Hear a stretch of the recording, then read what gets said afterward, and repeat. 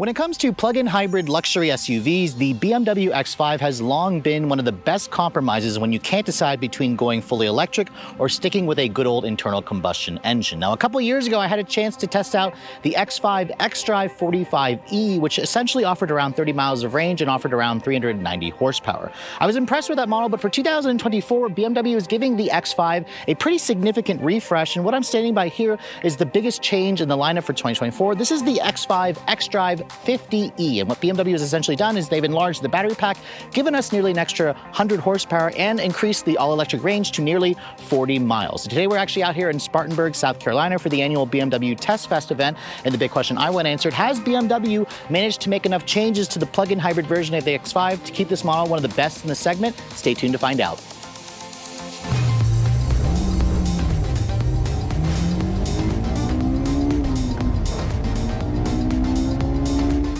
Now, before we start talking about the exterior styling changes for the X5 for 2024, let me go ahead and pop the hood and show you guys what's powering this thing, because like I said earlier, the plug-in hybrid is a unique option for the X5, and for 2024, BMW gave this model some pretty big changes under the hood. Now, underneath the hood, you're gonna find, unlike some competitors, an inline-6 turbocharged engine as the gas equivalent. Other competitors tend to use a 4-cylinder, not BMW. This is the company's lovely B58, which is a twin-power, single-turbo 3-liter inline-6 with direct injection, delivering 308 horsepower on its own and 331 pound-feet of torque. Now, it's augmented by an electric motor that's sandwiched between the engine and the 8-speed automatic. The electric motor has been beefed up to produce 194 horsepower on its own this year and around 280 pound-feet of torque. That's an increase of 83 horsepower on the electric side versus the previous generation, and BMW says when you add the two outputs together, you get a combined figure of 483 horsepower and 516 pound-feet of torque. That is a pretty significant jump of 94 horsepower and 73 pound-feet of torque over the prior generation. BMW, like I said earlier, has an 8-speed automatic, putting that power down with the company's standard xDrive all-wheel drive system. It's a mechanical all-wheel drive system with a physical connection between the engine and the rear drive shaft. Now, it has a larger battery pack this year, 25.7 kilowatt hours, which is up from 17 of the previous generation, which means this model is now able to go up to 39 miles on a full charge. It's up from 30 or 31 on the previous generation. Again, the company also claims with that increase in power, 0 to 60 times have dropped to 4.8 seconds, which is better versus the 5.6 in the previous generation. It has a top speed of around 130 miles an hour, and this model will still tow up to 7,200 pounds with the towing package, which is among the best in the segment. And as this sits, this vehicle is among the heaviest X5s. The plug-in hybrid weighs in at just over 5,500 pounds. But let's go ahead and close up this hood, which this particular one that I'm showing you here is in a beautiful color combination. This is called Brooklyn Gray Metallic with the Silverstone Sensafin interior. You can see it's got the M Sport package, which is typically an extra $3,000 if you guys want the M Sport package. The new front fascia of the X5 is instantly noticeable. You can see the twin kidney grills have been changed a little bit. You have kind of like this satin black finish with the M Sport package. The BMW logo gets the blue outline to kind of show that this is a hybrid. And then down here you can see the front end. I don't know if I particularly like this extra black portion here below the twin kidney grills. I think this would have looked better if BMW had just kind of made this portion here body color, then kept the black kind of straight down from the kidneys as opposed to making it go to the side. But let me know in the comment section below what you guys think. The headlights, you can see, have a new LED light signature. You can see those are the sequential style turn signals, LEDs with LED daytime running lights, LED low and high beams. Down here, no fog lights, but you can see some functional air intakes in the front splitter. You can see there's your sensor for the adaptive cruise control, and then you get a front camera system.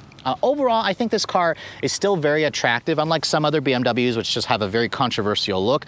I love the fact that the X5 has a traditional, handsome, conservative design that I think will age extremely well. Now, this car continues to be built on the cluster architecture, and it's a heavy refresh, not a full redesign, so the dimensions are pretty much the same. The wheelbase is 117.1 inches long.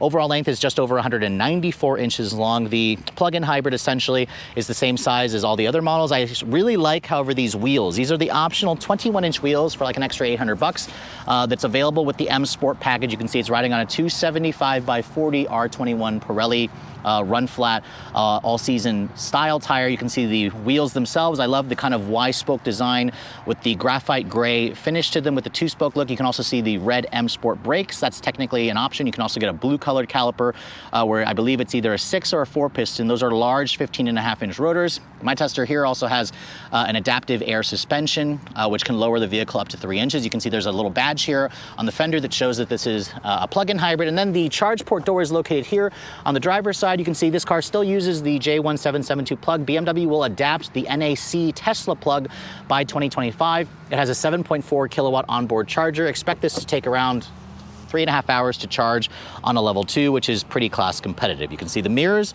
they're body colored with some gloss black. You have a power folding function, cameras, and then you have a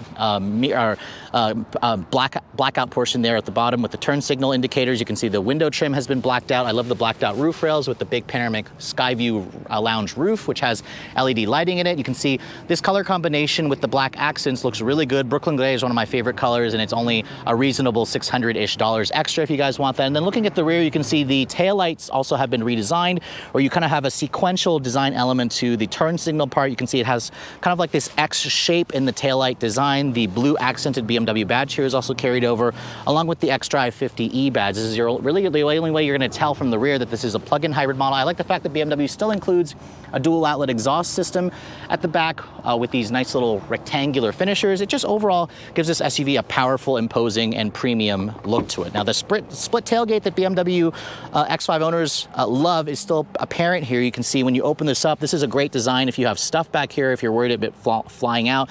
There's a separate portion here where if you push that, that will lower the tailgate portion here, and you can see cargo capacity is pretty much the same, although it drops a little bit. You have around 31 cubic feet of total storage space here with the second row up. There is no more third row available on the refreshed X5. You can see underneath here there is a little bit of underfloor storage where you can find the mobile charger for the vehicle here, which is nice. Remember, this has no spare tire, it has run flats, and then fold down the second row seats. That expands the cargo to a little over 71 cubic feet. That's a reduction of about 2 to 3 cubic feet versus a gas-only X5, but I think that's a worthy exchange for the extra power and the electric-only range that you get with this model.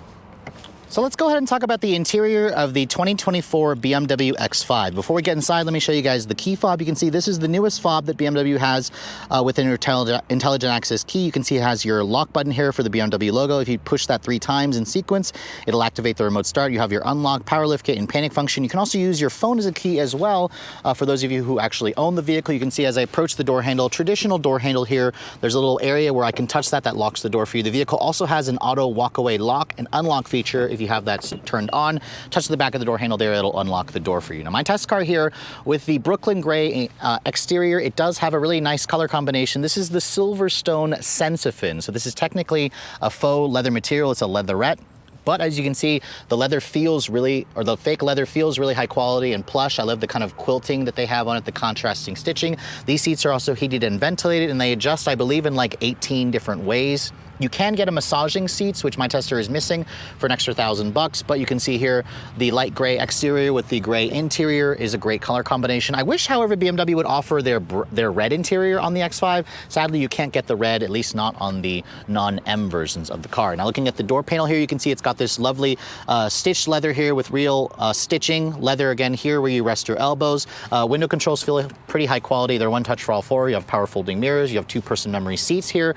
Only on the driver's side, you have aluminum accents for the door handles, and then down here you can see it's also a soft touch injection molded plastic. The M Sport package also includes the alloy pedals. Love the M badging that you find on the sill as well. That's a really great touch. Now, getting inside the vehicle with around 8.5 inches or 8.7 inches of ground clearance, you can see this has a really nice easy step in height. As I get in and shut the door has a nice solid sounding thunk. This is built on the cluster architecture. If I just wanted to click the door, it has a soft close feature that's included when you guys go for the executive package. Now, with the executive package as well, you also get some nice upgrades like the glass controls, which, as you can see, the start stop button is covered in a glass control or glass cover. And if I push that button, you can hear the vehicle starts right up. It doesn't have a traditional starter noise because this is a plug-in hybrid, so it just kind of whirs to life and it says ready in the instrument panel, which again tells you that it's ready to drive. But the biggest change that you're going to see obviously with the dash is the new iDrive8 infotainment system. So compared to the pre-refresh model, which had iDrive 7, which had 2 12-inch displays, now we have a massive 12.3-inch display in the instrument panel and an even bigger 14.9-inch display here for the center stack that includes wireless Apple CarPlay and Android Auto. This is technically not the newest iDrive 8.5, which has the streaming services and like video games built into the dash, but this is still a great system. It's a big upgrade. This screen, when you measure them together, is nearly 28 inches across. So again, a really impressive looking system for tech. And then you also get a heads up display. On the dash here, you have more of that genuine leather coming across the dash, this really nice dark finish wood, although it has a glossy finish. There's this new kind of LED lighting here that shows the X5 badge. I'll have to wait until I get one back home for a week to show you guys the ambient lighting at night. And then you can see the dashboard vents have been redesigned where you have this kind of joystick-like controller to control the airflow. You can also close it by twisting it there. It looks really cool, and it also looks a lot more modern. I love the kind of finishes that they're using here for some of the trim. Now you can see there is still a volume knob here, but you have touch sensitive buttons. BMW has removed a lot of the buttons, hard buttons, and put them in the screen. So you can see going to the climate function, it's actually in the screen now. Going to your heated and cooled seat controls, they're now in the screen. That takes a little bit of getting used to, but once you get used to it, it's perfectly fine. There's the embedded GPS. We're over here at the BMW Performance Center. You can see it's pretty quick and snappy and responsive. Put the vehicle into reverse. My Tester has the parking assistance package, so you have a full top-down 360 camera, parking sensor, you have the backup assistance, and you have some of the best resolution and graphics that you're gonna find in the industry. By the way, this little crystal toggle is what controls the 8-speed automatic. There's a sport mode here. Push P to go into park. You can hear the engine actually woke up when I put it into sport mode, which it actually has a pretty nice sound. So keep that in mind. Other competitors use a 4-cylinder. This uses a twin or turbocharged straight 6. Now over here you can see is your drive mode selector. I can cycle it between a sport mode, or you can also go into a sport individual. There's also a comfort mode, or if I go back to hybrid mode, that goes into like your normal mode. And then there's a full electric mode if you guys want to put this vehicle into an electric mode where you want to use up all the range first. It says electric not available due to system. The engine is running right now, so it's not going to shut off the engine. You have an electronic parking brake here. Your air suspension toggle is here where you can raise and lower the vehicle. I love the glass controls covering the iDrive controller here, which again allows you to not use the touchscreen if you prefer not to use the touchscreen. I imagine most of you are going to use the touchscreen anyways because it's within easy reach.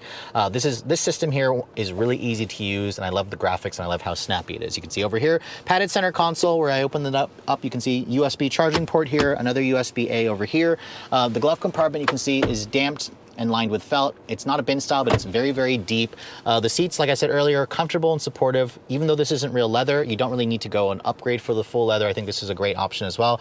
You have like a woven material for the headliner, and then you can see the panoramic sky view roof, which this has beautiful LED lighting at night. I'll have to wait until I get one back home for a week to show you guys what that looks like. It also has a power retractable shade. You can also open this up, which is great to let in some fresh air. The steering wheel, I forgot to mention, also has a leather wrapped airbag cover. It feels really good in your hands. It's got the M badging. It's got paddles on the wheel. It's got a power tilt telescoping feature, which is nice, along with your usual buttons. This car does have their highway driving assistance, where it will do active lane changes and allow you to go hands-free on the highway, which again works really well. But overall, you can see the interior looks and feels really high quality. It feels spacious and roomy. It has most of the tech that you want, and it also gives you that premium feel that you expect from a vehicle with a BMW badge. But let's go ahead and hop into the backseat area, because the backseat of the X5 is also extremely usable.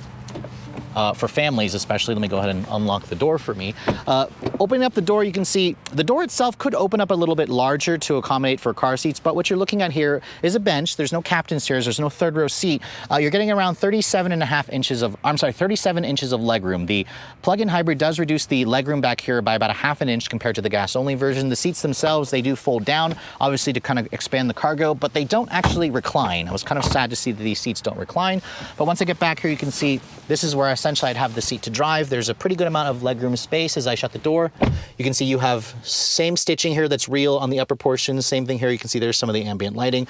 Down here, it's also soft touch injection molded plastic. You have these manual rear window sunshades, which is great. And then with 37 inches of legroom, you can see this is not the biggest back seat in the segment. Some competitors offer like 2 or 3 more inches of legroom, but this is still very usable. You have quad zone climate control back here, so each seat has their own climate. You have heated rear seats, but no cooled rear seats. You have rear seat air vents, which is nice. You have USBs, two USB-Cs and a power outlet here. And then you have another USB here. These are essentially mounting points for an aftermarket or a dealer installed infotainment system back here. And then you can see, fold this down, you have an armrest with integrated cup holders and a little bit of storage here. So as a family vehicle, if you only need to carry, 2 full-sized adults, the X5 is still one of the best in the business, although some competitors do offer some more rear seat legroom. So here we are finally behind the wheel of the refreshed 2024 BMW X5, the plug-in hybrid model. I've been anxiously waiting to drive the plug-in hybrid version of this car because I really love the compromise that you basically, or the best of both worlds that you basically get with this model. Now with an extra 100 horsepower, let's go ahead and see what we can get 0 to 60 wise. We have it in Sport Plus, it almost has a full charge. We'll brake torque it. Oof. Wow, this thing is fast. All right, we got 4.7 seconds 0 to 60 wise, which is interesting because that time is pretty much the same, almost the same as what I got 2 years ago in an xDrive50e. So I'm gonna eventually get one back home to test for a week where I can hopefully do a range test, hopefully do a 0 to 60 test, an updated 0 to 60 test. But I have to say, the sound of this powertrain is fabulous. I love the fact that BMW pairs this up with an electric or with an inline 6 turbo engine as opposed to some competitors which use a raspy 4-cylinder which just doesn't sound good. This inline 6 delivers around 308 horsepower on its own, which is fantastic. But again, I think for the majority of people, you're gonna just enjoy the electric only portion. But put my foot down here, it just, without brake torquing it, this thing feels so quick. The 8-speed auto also is really smooth. Okay, I got a better time there without brake torquing it, but that is slightly more downhill. We got 0 to 60 in 4.45 seconds, 4.5 seconds, which BMW claims 4.8 seconds for this model, which is again, plenty fast. I think for the majority of people, you know, I just tested the X5 M60i yesterday, which has the 4.4 liter V8. That did it in around 4.2 seconds, which is right on with what BMW says. Again, this is all very brief first drive, so I'll have to wait until I get one for a full week to test it out. But overall, the sound of this engine, the feel, the smoothness, the transition that you get, I mean, the fact that I'm driving around a plug-in hybrid, it doesn't feel like a plug-in hybrid. It feels like I'm driving a traditional gas car because the transition between EV and gas is so seamless. The 8-speed ZF automatic is very smooth as well. It just puts the engine in the meat of the power band, and it also sounds damn good. I love BMW's turbo inline 6. It's one of the best internal combustion engines ever that you're going to find, just because of how balanced it is. It's an incredibly torque-rich engine that loves to rev, that makes a really good sound, and it just fits the character of this X5 almost perfectly. But let's go ahead and switch the drive mode here. I'm going to actually put it into the electric mode. So let's get it out of sport. We'll put it into the balance setting here, and we'll actually switch over here.